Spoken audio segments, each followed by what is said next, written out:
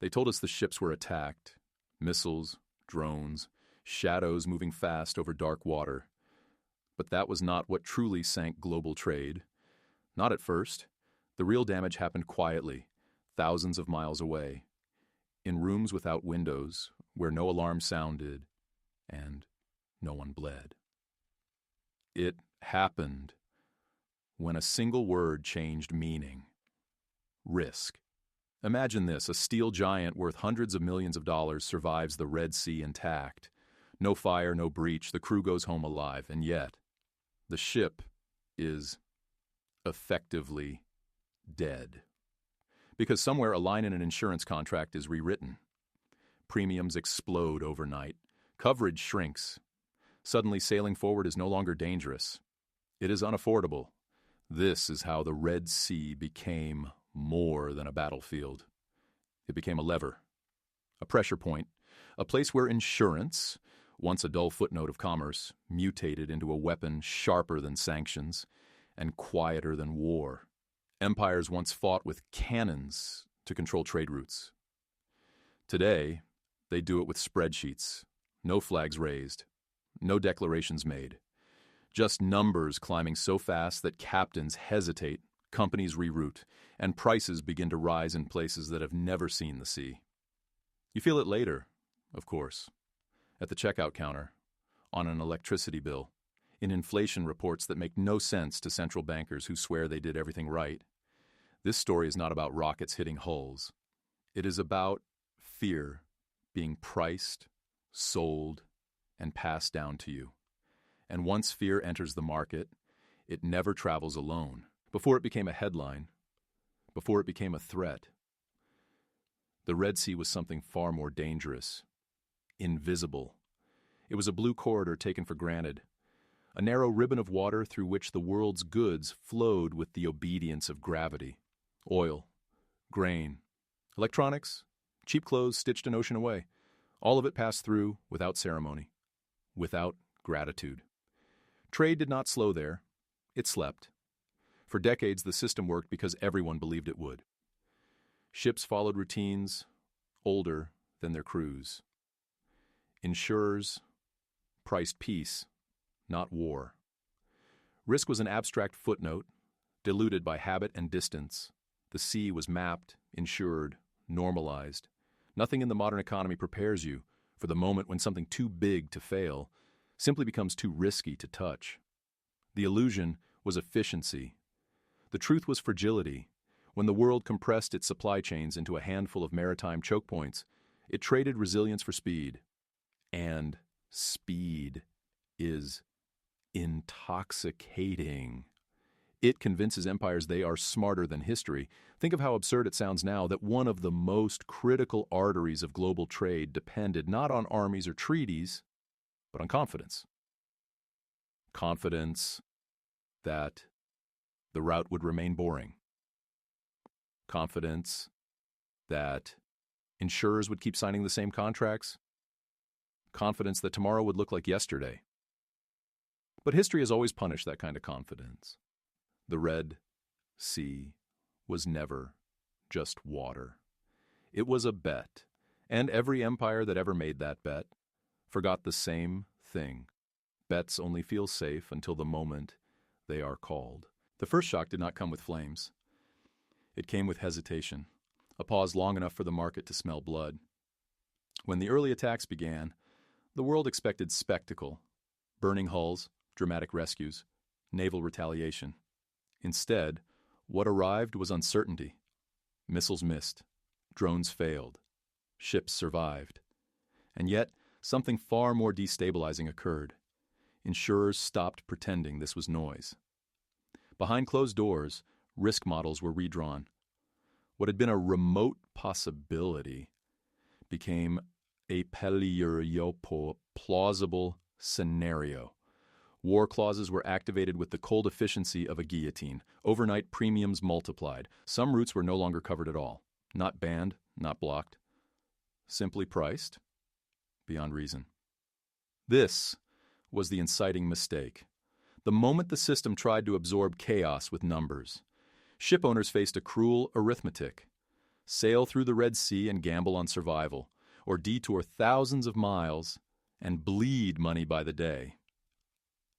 Either choice was ruinous, and the beauty of it, if you are cruel enough to admire such things, was that no one fired the decisive shot. The market did it for them. Governments talked about security. Navies talked about patrols. But insurance does not wait for speeches. It reacts faster than missiles, colder than generals. Once fear was encoded into contracts, the outcome became inevitable. This is where the story turns dark. Because from this moment on, the attacks themselves mattered less than the perception of them. Control was no longer about territory. It was about convincing the world that sailing forward was a mistake. And when belief shifts, trade follows. The escalation was not loud. It was methodical. Like a tide that rises so slowly you only notice when the floor is already wet. Premiums kept climbing, not in percentages, but in multiples. What once cost thousands now demanded millions. War risk surcharges appeared as temporary measures, then refused to leave. Every new incident, real, rumored, exaggerated, fed the same machine. Insurers did not need certainty. They only needed plausibility. Ship owners began to flinch. Routes that had defined global efficiency were quietly abandoned. Vessels turned south, circling Africa like pilgrims avoiding a cursed city. Days became weeks. Fuel burned, crews aged at sea. Schedules collapsed, and every extra mile was another invoice passed forward. This was the longest stretch of the drama, because it unfolded in slow motion. Nothing snapped, everything stretched. The supply chain did not break, it groaned. Containers stacked up in the wrong ports. Factories waited. Retailers adjusted temporarily, a word that in economics often means forever. Here's the cruel irony. The Red Sea was still open. Ships still passed. Missiles did not close the route. Insurance did. The map of global trade was redrawn not by force, but by cost. And as this invisible tax spread, something more dangerous than disruption took hold. Normalization. The world began to accept higher prices, longer delays, thinner margins as the new baseline. Once pain becomes routine, resistance fades. That is how power settles in. The damage did not stay at sea. It never does. What began as an insurance surcharge slipped quietly into freight rates, then into wholesale contracts, and finally into the small, intimate economics of daily life. Bread that cost more without explanation. Electronics delayed without apology. Energy prices that rose even when demand did not. By the time the shock reached the consumer, its origin was already forgotten. This is how invisible power works. No one tells you that you are paying for a missile you never saw, for a ship that never sank, for a war you were never asked to approve. The receipt does not say Red Sea. It just says price adjusted. Governments responded the way they always do when they no longer controlled the mechanism. They blamed speculation. They blamed logistics. They blamed each other.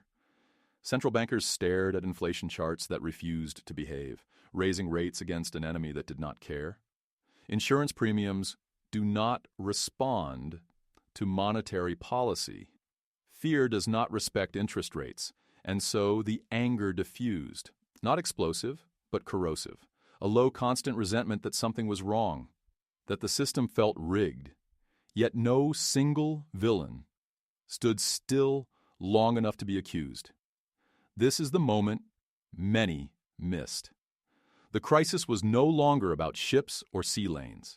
It had become psychological, a lesson learned by markets and remembered by power. If you cannot stop trade, make it expensive enough that it stops itself. The climax did not arrive with collapse. It arrived with realization. Ships were still moving.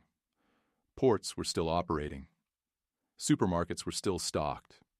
Barely. And yet something fundamental had broken. Prices no longer obeyed policy. Governments intervened. Subsidies were announced. Patrols expanded. Speeches hardened.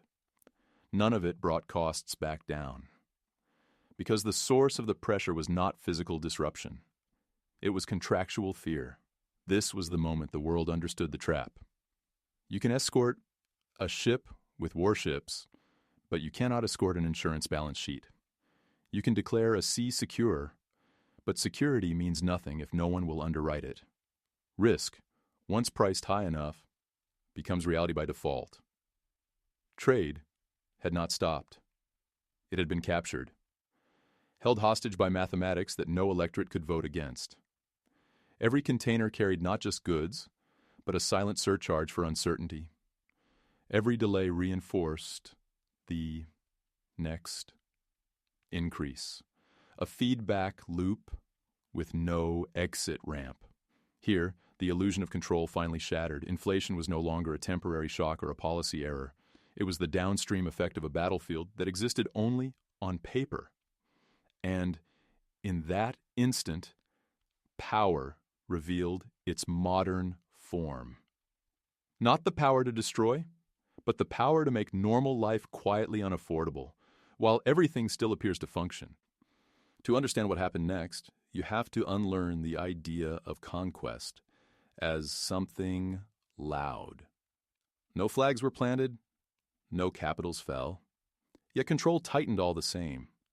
This was soft domination in its purest form. Instead of seizing territory, the system seized optionality. It removed the freedom to choose the cheapest route, the fastest delivery, the most efficient design. Every decision now came with a penalty attached. Insurance was the perfect instrument for this kind of power. It did not command. It suggested. It whispered. Sail here if you dare.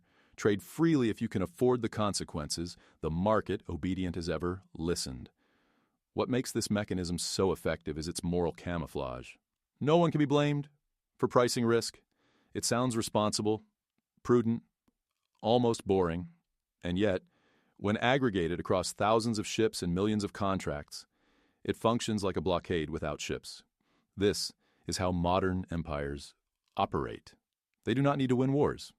They only need to redefine what is too risky to attempt. Once that definition spreads, behavior changes automatically. And here lies the darkest truth of the Red Sea crisis. The attacks did not have to succeed militarily. They only had to succeed statistically. None of this is new. It only feels new because the uniforms have changed. 2 centuries ago, the heart of global trade did not beat to missiles or drones, but to ledgers kept in foggy cities. Merchants feared storms, yes, but they feared insurers more. In the age of sail, power flowed through underwriting houses that decided which voyages were reasonable and which were reckless fantasies. Empires expanded not just with navies, but with signatures. London mastered this quietly. It did not need to close seas. It only needed to make certain routes uninsurable. Colonies learned the lesson the hard way. Trade that cannot be insured cannot exist, no matter how brave the captain. The Red Sea is simply the modern echo of that logic. Same mechanism. New vocabulary. Today, the ships are larger, the data sharper, the contracts thicker, but the hierarchy remains unchanged. Those who price risk still shape the world. What should unsettle you is not the violence, but the continuity. We like to believe globalization buried imperial tricks under layers of law and technology. In reality, it refined them. The old chokeholds were never removed, only hidden inside institutions that claim neutrality. History is not repeating itself loudly. It is repeating itself professionally. The catastrophe was not a single moment. It was a revelation.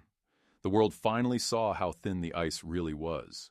One unstable corridor, one cluster of insurance committees, one shift in statistical tolerance, and suddenly the global economy began to wobble like a table, missing a leg.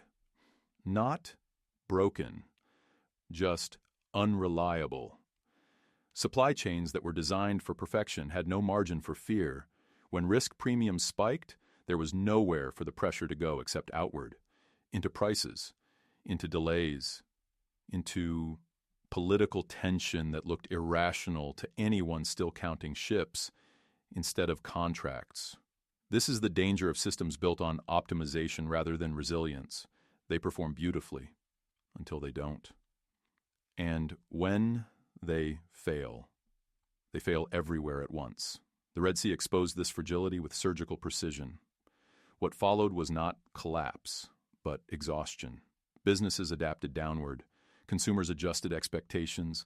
Policymakers normalized emergency measures. A quiet catastrophe, the kind that never triggers alarms because it never quite ends. And that may be the most unsettling outcome of all. The world learned to live with a permanent surcharge for instability, a tax on normality, paid daily, questioned rarely. History rarely ends with an explosion. More often, it ends with a habit. The legacy of the Red Sea attacks is not measured in damaged ships, but in a precedent quietly set. The world has learned, again, that trade does not need to be stopped to be controlled. It only needs to be made uncertain, expensive, exhausting. And once that lesson is absorbed, it becomes reusable. This is the warning buried beneath the numbers. When insurance becomes a weapon, war no longer announces itself. It hides in clauses, premiums, and exclusions. It travels faster than armies and lingers longer than sanctions. By the time people notice, they are already paying for it. You may think this story belongs to distant waters and foreign powers, but history never stays where it begins. It migrates, adapts, waits. The same logic that bent prices today can bend lives tomorrow. So the question is no longer who controls the seas. It is who controls fear and who is forced to buy it. If this feels uncomfortably familiar, it should. That is how history tells you it is about to repeat itself.